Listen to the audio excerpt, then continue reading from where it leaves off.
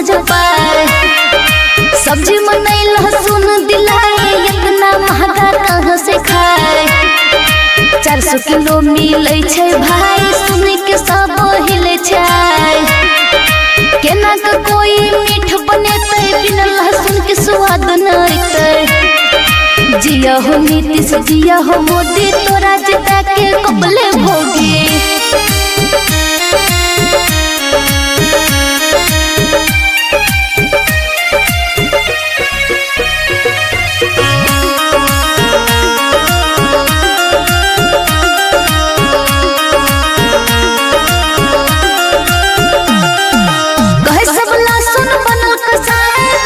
मुर्गा मछली आए, काहे इतना बड़ महंगाई।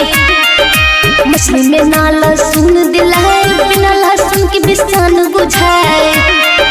बैगन के सब चोखा खाए, सरकार के कुछ न बुझाए। केहू कितनो आगा जाए, साथ दे छे आलू भाई। चिकन मछली में लहसुन महंगा, सरकार तो भेले पूरा अंधा। जिया हो नीतीश जिया हो मोदी, तोरा जिता के कबले भोगी।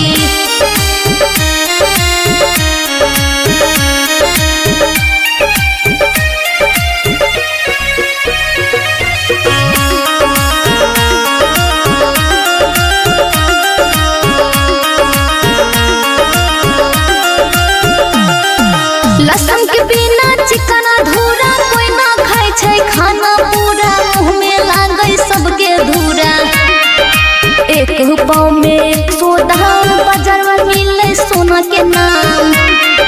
सब तो पूछे कर भाव, कोई न किने घर लाओ। सब तो दे छे बॉडी गाली, लहसुन तो पहन ले हलाली। राइटर संतोष लिखे कहानी, लहसुन के अजब गजब जुबानी। शर्मा सविता कहल खिस्सा, खत्म करे छी लहसुन चालीसा।